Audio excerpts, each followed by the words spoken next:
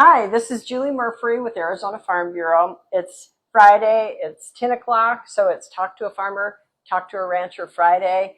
I'm talking to a chemical engineer expert today, though, another stakeholder in our very important ag supply chain. So this is going to be fun, and we're in one of the labs that is part of the Arizona Department of Agriculture. You might remember, for those that have been watching and following this, that this is our I like to call it the Listen and Learn series on what exactly the Arizona Department of Agriculture does for you and me, consumers, to protect us, to ensure food safety, and then also to take care and help our farmers and ranchers. So it's a broad swath of things. And today I'm speaking with Doug Marsh, who is Associate Director for the agricultural labs, again, for the Arizona Department of Agriculture. And your working title is? Laboratory Director. Laboratory Director. So, Doug, it's great to meet you. Nice Thank you for being willing to do this. Thanks for coming. We really appreciate the information. The information sharing, and just so you know, we'll have as many as 800 to 1,000 people watch this later, especially. Sometimes we have a couple dozen join. So, awesome. And by the way, for those that are joining us live, if you do have questions, we can certainly ask them. If it's anything related to chemicals or labs, I might have to default to you, Doug. My pleasure. So my biggest question, and I start out with this question, is tell us about you. What's your background? I kind of already shared what your area of expertise is, but tell your story. Awesome. Thank you. I appreciate that.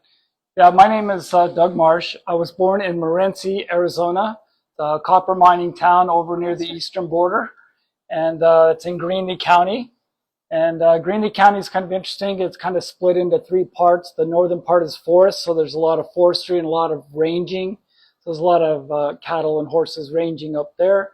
And then the middle part is kind of the mining industry, where we have the mine, Morenci and Clifton support the mine. And then south of that, it's all agriculture again. So down there we have a lot of crops, a lot of cotton, and again, a lot of grazing and animal production in that area. So what did your family do? My family, so my mother's family goes back to the 1880s. So I'm a fourth generation native Arizonan.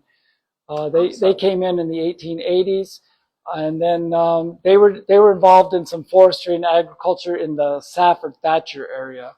They actually homesteaded in the Thatcher area. So let's see. And then my father, his family came here in the 30s. My paternal grandfather had tuberculosis from Indiana, and back then they sent you to Phoenix because that was good for the environment, was good for their health. So that's how that happened. And then, you know, my parents were all working in Morenci when they met. Okay. It's a beautiful story. They got married on my mom's 15th birthday. They were never apart. They stayed together every minute until my father passed just after their 54th anniversary. Wow. So it was a beautiful story. Yeah. One of those true love stories, it sounds like. Absolutely. Yeah. So you grew up thinking you would what? Work in agriculture, work for the mine? What inspired your chemical engineering degree? Yeah, so when I was in school, my specialties were always math and science. So I was encouraged by faculty to consider engineering for my future, which sounded fine to me. And then chemical engineering at the time was really booming. It's one of the most lucrative engineering degrees you can have. So that was attractive when you're a 17-year-old in high school. And so I really thought I'd probably end up either in the mining industry or the petroleum industry. Oh, really? Yeah, that's really sense. That's where a lot of chemical engineers end up. So I really thought that would probably be that'd probably be the direction I ended up. When I graduated from the University of Arizona, Bear Down Wildcats. I love my Wildcats. When I graduated from U of A, the petroleum industry and the mining industry were both in a slump, so there weren't a lot of mining and ag jobs. And the person I was with at the time, she got a job up here in Phoenix, and we were both natives, so we wanted to stay in Arizona. All my job offers were in the Midwest and in California, and I didn't really want to leave Arizona. You know, Arizona born and bred and hope to stay. Yeah. So I came up here, I did some consulting, writing some computer programs and doing some science consulting. And then I was kind of getting bored, and I found a application, or I saw a job offering for at that time, the Arizona Commission of Agriculture and Horticulture. That was in 1987, before the department was formed. So I applied for that, and I interviewed, and it was, where do you want to be in 5 years? And I said, anywhere but here, really. I just, if I can help you out for a little while, I'd love to do that, but I'm really thinking about an engineering career somewhere else. And I got hired anyway, thank goodness. And they liked your honesty. It must have been the honesty. And so, but right after I started working here, and I realized what we were really doing, and how much we could support the agriculture and what was happening in the rural areas of the state, I was hooked. So that was 38 years ago. Wow. And moving forward, and then them forming the actual Department of Agriculture, and now you're the director for these labs. So of course, and if you guys haven't noticed today's fashion, I'm trying to be a lab person, but it's not going to pass very well. But at least I'm wearing the safety glasses in the lab outfit. So we're here in the labs, the Arizona Department of Agriculture's agricultural lab facility. How many square feet? I mean, it's big. Yeah, it's a large facility. It's approximately 15,000 square feet. We have 9 actual laboratories, kind of sub-laboratories within the facility, as well as the other space that you need to support laboratory operations. So it is a big place. And what's your team? We have 14 and a half people. I know it sounds funny at a half, but yeah, we have one person that works part-time. That's okay. So when we first walked through the doors and you started giving us the tours, can you kind of go down the aisle and explain the different labs that we got to see before we stopped here in this lab? Of course. The first lab was that I showed you is the dairy lab. So in there, we're testing all the milk and all the dairy products that are produced in the state. And we're testing them for quality parameters to make sure that they were properly pasteurized, that no unhealthy animals were being included in the milking, making sure that there's no antibiotics in the milk. All of those things are tested in that particular laboratory. That laboratory is interesting because we're certified by the Food and Drug Administration. We're required to have that because so that our producers can ship milk into and out of Arizona. If we didn't have that certification, they wouldn't be able to have interstate movement of milk. So that's an important thing that we do. Not only is the lab certified, but each of the animals that work in there are also certified, and they're certified for each individual test. So when somebody starts working for us, it takes them at least 1.5 years to get fully certified. Wow. So it's a long process. So that was the first one. Yes. I'm going to pause for station identification again. For those that are joining us, Julie Murphy with the Arizona Farm Bureau and Doug Marsh with the Arizona Department of Agriculture, who's in charge of all of the agricultural labs. And there's several in this 15,000 square foot operation. So we just talked about the dairy lab. What was the next lab? Yes, the next lab in the line would be the food safety lab. So that's the lab where we're testing meat and produce for contamination with pathogens. So when you hear the things like E. coli, salmonella, and listeria, so when you hear those things, that's what we're testing there to make sure that meat products in Arizona are free from that, and also that produce is free. And one of the things we're doing now is becoming ISO accredited for our produce safety testing. Sure. That's going to allow us to intercede if there's another outbreak. Hopefully there won't be. But if there's another outbreak like what happened in Yuma in 2018, we'll be able to take on the main testing role for that. That way we won't have to wait for the federal government to take samples and send them somewhere else and then get results back. We'll have direct control of the sample and the data. We can get information to the regulators more quickly. And it goes back to the local boots on the ground. You're quicker to respond. So turnaround time makes sense. And that ISO, let's explain that a little bit. That's a certification that kind of, for lack of a better phrase, levels it up, and it's an international certification recognition, correct? That's correct. ISO, the words for ISO are European, but basically, yes, it's a worldwide standard that you get accredited to. That's done by a third-party organization that comes in. And we're actually under document review right now, so we have over 200 documents that they're reviewing very thoroughly. Once they complete that, they'll come in and do an on-site.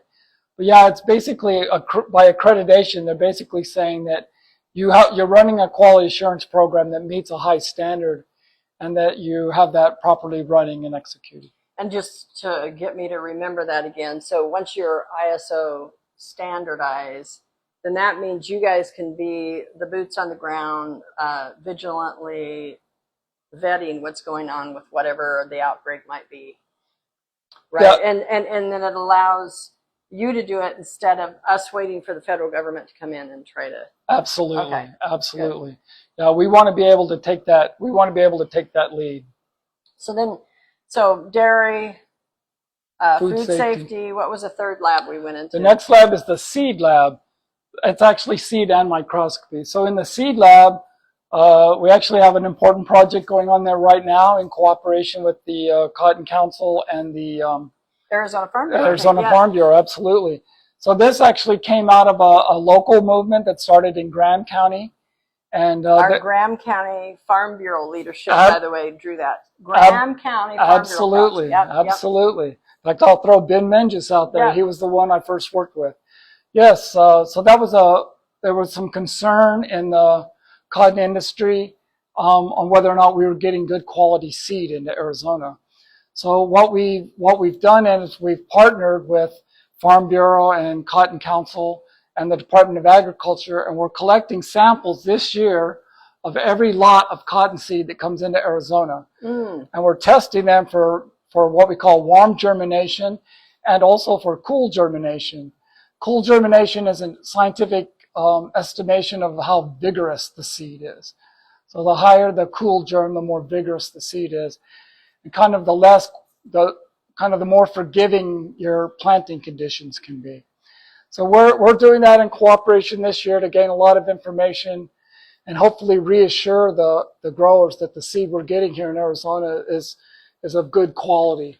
And if it's not, then they're able to talk to the seed companies and say, you need to level it up for us, right? Or that's correct. Yeah. If the worm germ, we regulate on the worm germ. If the worm germ does not pass, we can actually take regulatory action. So actually our department can go out and put a stop sale on that seed and take it out of the marketplace, or the seed producers can relabel their seed to the germination level that we got. Again, so far, I think we've only tested a handful of samples.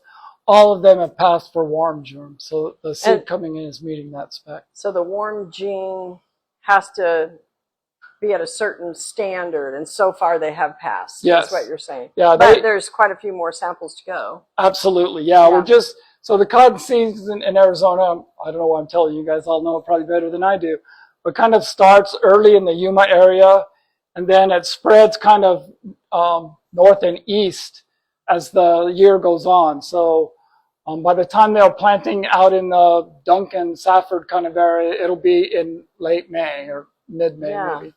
Whereas Yuma's planting right now. Yeah, so there's, and the other thing about cotton, it is a long growing plant. It's not like correct. Lettuce that iceberg lettuce can germinate and grow and be harvested in 60 days. Well, most of our cotton, if they're planting as early as they do in Yuma, they're going to be harvesting by mid-summer. But our family, we grew cotton in Pinal County. We weren't harvesting until late November and even into December. So correct. Those late plantings, but then that has an impact on the quality of the seed based on the region of just here in the state of Arizona. So again, props to Ben Mingus and the leadership team Absolutely. in Graham County Farm Bureau, because if not for you guys, and this is one of those beautiful examples of this partnership with the Arizona Farm Bureau or our farmer rancher leaders and the Arizona Department of Ag. They're here for us if we utilize their talents, the Dougs of the world, and the labs that we have available for us.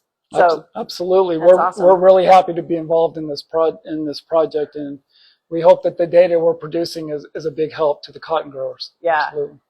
And I was real tempted to stay in the seed testing lab, but we just kept going, and these labs continued to get more interesting. So we had one more before this one, or a couple more before. I can't remember. Yeah, so the next lab I'll talk about is the hemp lab. So in the hemp lab, we're testing cannabis. So in that lab, obviously for the hemp growers in the state, we test cannabis to determine whether it meets the criteria for hemp, which is 0.3% delta-9 THC. So when it's 0.3 or less, it's considered hemp. If it has more than 0.3%, it's considered marijuana, and at that point, it's a drug. So we're doing that testing. We're doing it for the industry. We also certify an outside lab, a commercial lab here in the valley that does testing for us, for the growers on our behalf. And also what's come out of that is we are the only government lab in Arizona that's testing cannabis for the level of delta-9 THC. So just to explain, delta-9 THC, that's the active ingredient. So delta-9 is what produces the euphoric effect. So that's what we're testing for. So law enforcement in the state, a lot of people now when they get caught with marijuana, they'll claim it's hemp.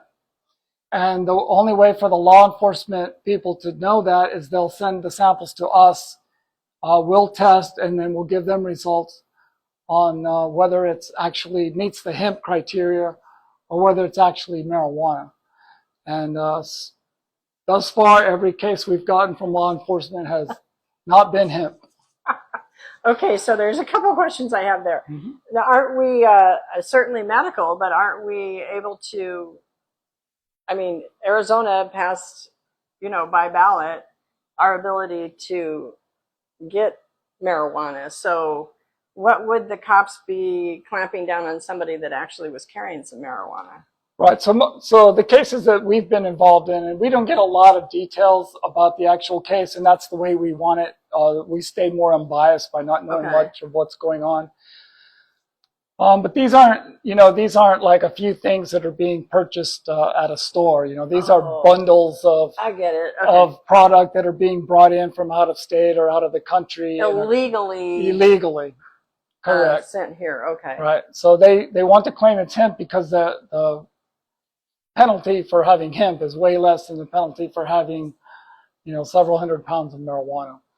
Wow. We have gotten a few cases where they were selling products that they claimed to be hemp products, but when we tested them, they were not hemp products. So that was, so that's a falsification. So then the other question I have is, do we have because I know we can now grow hemp, farmers can grow hemp here in the state of Arizona. How are we doing with that market? Because unless we find the right hemp variety in our heat, sometimes it's been difficult. Just being a director of a lab that tests for hemp, does it seem like we're doing pretty good in that area, or what? We've certainly seen a lot of samples that have met the criteria for hemp. Yeah, and the first year, especially we saw some that didn't. But as far as like the health of that particular industry, I would have to refer you to Brian McGrew. Oh, okay. He's with the Plant Services Division downtown, and they run the hemp program. Okay. So we'll have to check on that one, Joel. Again, please. Yeah, it'd be interesting. But the majority of the time, if it's a hemp farmer, does he have to annually have his crop tested to make sure it stays below that percentage so it doesn't have any THC or whatever it is? So if I'm coming in here annually, and I've been growing hemp, I forget how long we've been able to grow hemp now. Maybe it's been 5, maybe it's been 8 years. Most of the time, they're meeting the standard.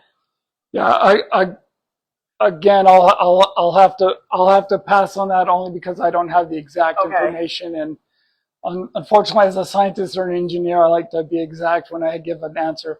But yes, I can say for sure that it is possible to grow hemp there that does meet the standards. We've seen that happen. Oh, good. And to answer the question, every year before harvest, the crop has to be tested. Okay. So every like I say, every season, just before they harvest, they take the sample.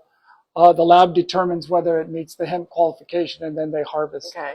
So there is some remediation that could be done before harvest in some cases. So what's the next lab? The next lab would be the feed and fertilizer lab. Okay. So in that lab, what we're testing for is we're testing feed and fertilizer products. So, and we test both agricultural, commercial, and pet food. A lot of people don't realize we're testing pet food as well. And yeah, we're testing that to make sure that what is on the label is what's in the package. Okay. So when it says you're getting 19% protein, we're testing to make sure you're really paying and getting the 19% protein you pay for.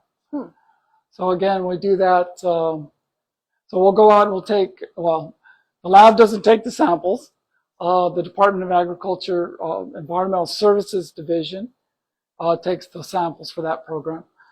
So the inspectors will go out and collect the samples, and they could be from feedlots, they can be from distributors, they can be from a retail location. And they're going to bring those samples in, and we're going to test them to make sure that the consumers are getting what they pay for. That's really what that program is doing.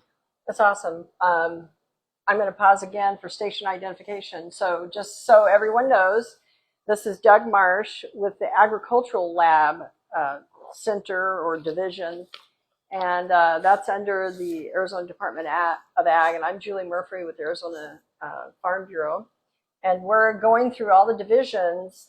You're actually our 5th person that we've interviewed. Thank you. And if there's any questions, Joel, raise your hand, but we're doing good.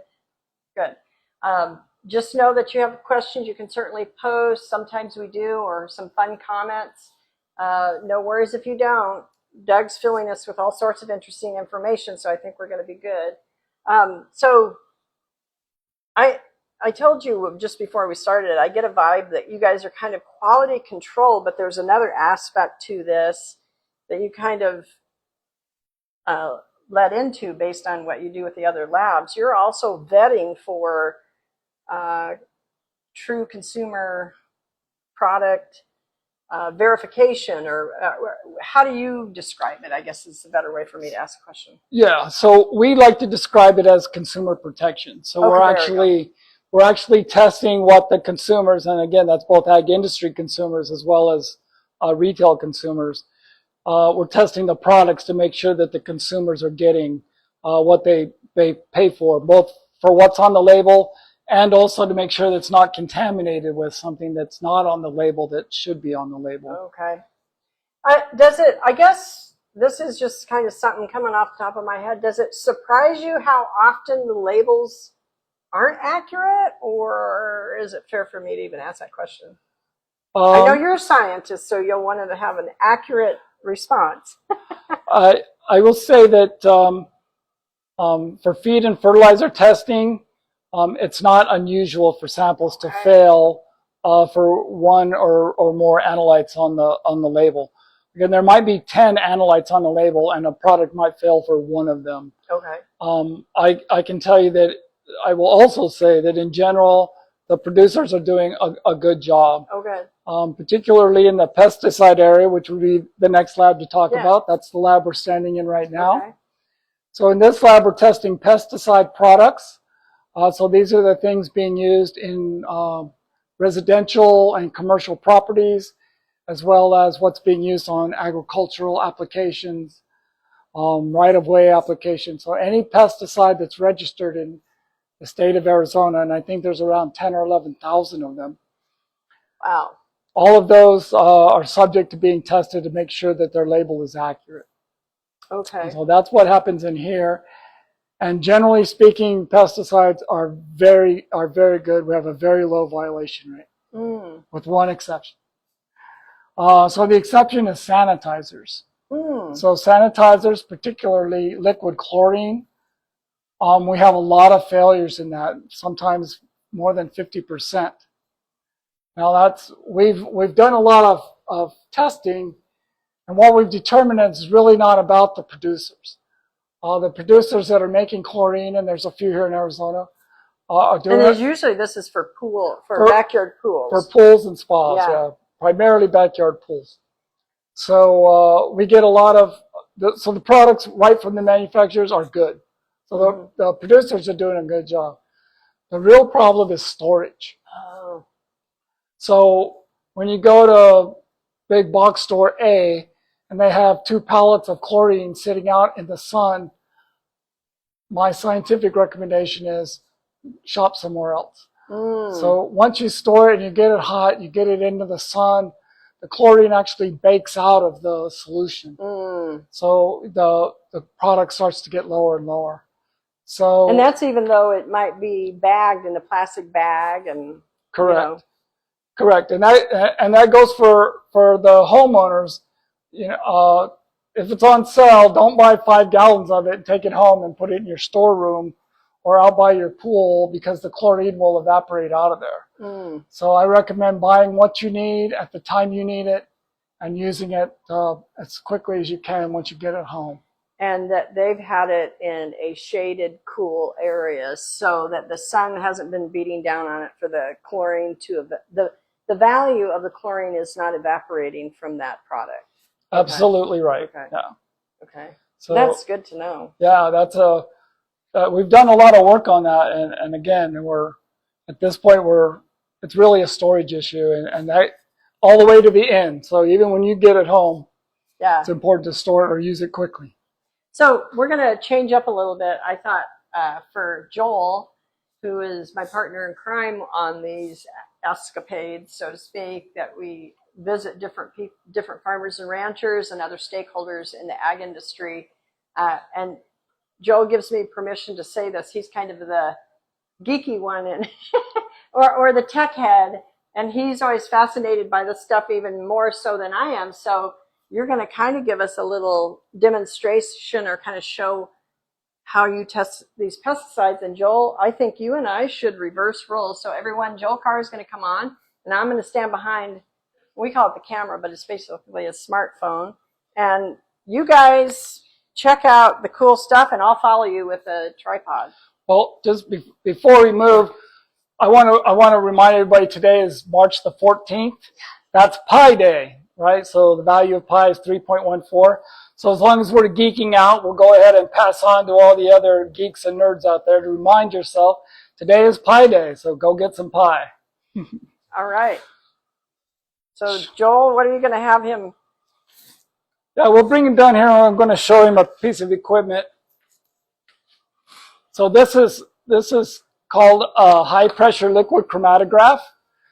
So what this equipment does is you can see the movement here. It's going to pick up a sample. I'll go move in. I apologize, everybody. I'm not as good of a cameraman as Joel is, but I can see it. Oh, how fun. Okay. We have some automation going on here.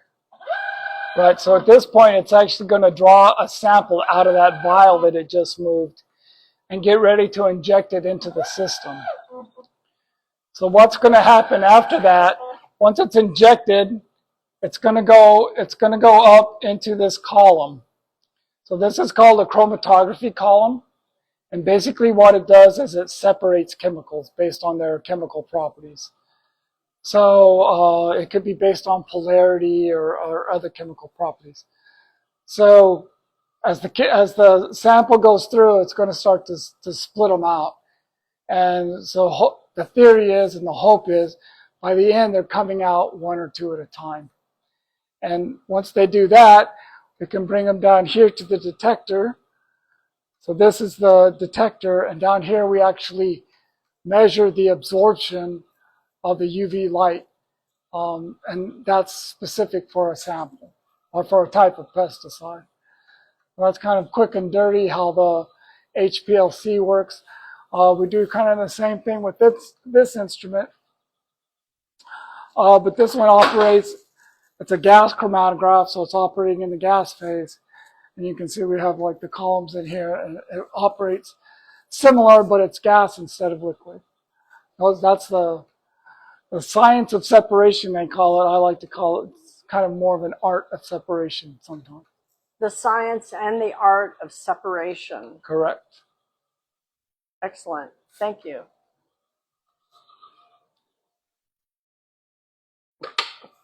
Okay, so tell us a story that highlights, maybe it's at the end of the day and your entire team of 13 and a half, 14 and a half. 14 and a half. You are all wrapping up and you're thinking, oh my gosh, was it worth it for you? Like, what's a takeaway for you at the end of the day when you know you guys are slogging through all this science and testing? Yeah, thank you. That's a very good question. I'd love to answer that. I can give you a few examples. I'll start with one that I was personally involved in. It had to do with a crossing that happened at the border station in Lukeville. And there was an RV that was crossing that had a lot of drugs hidden in it. And when the Border Patrol agents were unloading it, they got very ill. And there was a powder on the marijuana packages, sorry. And they rushed that up to us, and we stayed that night and we did the testing, and we determined that it was a very toxic pesticide. And we were able to get that. The agents were taken by ambulance to University Medical Center in Tucson, and we were able to get the information down to the doctor so they knew how to treat the agents. We ended up going to a federal court on that. It was quite a large case. And the reason it was, so one of the things you told me, and for clarity, I want to make sure I understand this, the reason they had masked it with a pesticide is they thought the dogs and the agents wouldn't determine that it was drugs. They would see that it was, or maybe they just were trying to, another level of trying to hide it, correct? Is that why it was covered in pesticide? Correct. They covered it with pesticide, and it was a little bit of a smelly pesticide. And again, it was a fine powder. And they covered it with that because in their testimony, they thought it would throw off the dogs. So they were trying to prevent the drug dogs from sniffing out the marijuana. And did everybody, the agents that got sick, I would imagine this would have impacted the dogs. Did everybody walk away okay? Everybody survived. Everybody, yeah, they were treated properly, and everybody came out of it just fine. But if they had not, it's a pretty severe pesticide, I think you said. Yeah, it's in fact, that pesticide is no longer used in the United States at this point. It's one of the ones that was ultimately banned because of its toxicity. So it was a serious situation, and we were really glad we could help out. At the end of the day, we really want to help the industry and the public and make sure that the industry can keep going in Arizona. Again, I'm a rural guy. I know I live in Phoenix. I apologize to all the rural people, but we really want to support.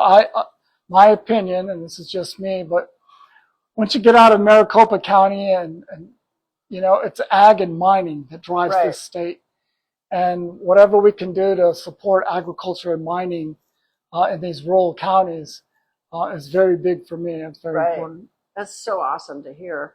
And there's a common thread with the entire employee team of the Arizona Department of Agriculture is that you're very passionate about the specific things you do. Granted, what you do might not be what someone else back at the main headquarters can do, but you all have that same common advocacy, passion for agriculture. Yes, I agree with you. That's one of the reasons I'm still here after 38 years. Our agency has never been, in my time and in my opinion, has never been, oh, we caught you, we need to get you, we got to get you type of thing. It's always been, hey, look, something's going wrong. Let's help you get that straightened out, and let's get the industry safe. Let's get you back in motion. And there have been a few bad players over 38 years, but by and large, that is way not the case. Yeah. So our agency has always taken if something's not right, let's work together and get it right. And I really appreciate that, again, because we're really trying to protect consumers, absolutely, but also protect the agricultural profitability and ability to maintain in Arizona. It's very important to us. Yeah. And you get to be, because you're a state agency, you get to be closer to our state's farmers and ranchers, our state's consumers. So, and you yourself are a consumer. So you go home at the end of the day and it's like, okay, I feel safe eating this food, or using this labeled pesticide for my own backyard because I've tested it. It's all lining up. And if it's not, you're gonna shut it down. Mm-hmm. Speaking of labels and what's the content in it to test that the label is actually representing the content, are you doing that on the local, state, and federal, international level? In other words, are you testing any products that are actually coming in from out of state? Of course, right? Right. If they're for sale in Arizona, they're within the realm of being tested. Okay. So whether they came international, and we have tested international products for sure, or whether they're coming in from other states, or whether they're produced here in Arizona, again, if they're for sale, and that's true for seed products, feed, fertilizer, pesticide products, the meat and dairy products are mostly products produced in Arizona that we're testing. So yes, it's a very wide range of things getting looked at. That's awesome. If there is one thing that you could change, one thing that you could improve, or one thing that you could add to what you're in charge of here at the lab, what would that be? Yeah, that's a good question also. Thank you. There's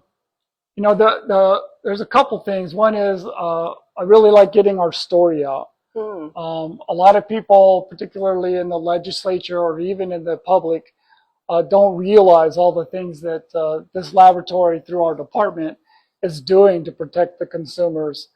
And we really like to get that story out. That's one of the reasons we're very happy you came to visit with us today. Second is, I think there's more we could do on consumer protection. We had 31 employees before the Great Recession.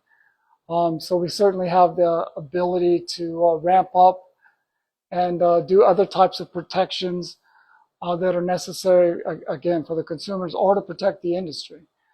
So that, and the other thing as a state employee, difficulty is, our salaries are controlled by the legislature, and sometimes we go several years without getting a salary increase, and that's really difficult for young people that are coming into the workplace. So we've had a lot of employee turnover because of that. So again, that's I'm not trying to politic here, but that's a concern. A lot of us, myself, I have 38 years. I don't know how much longer I'm going to be around. Right.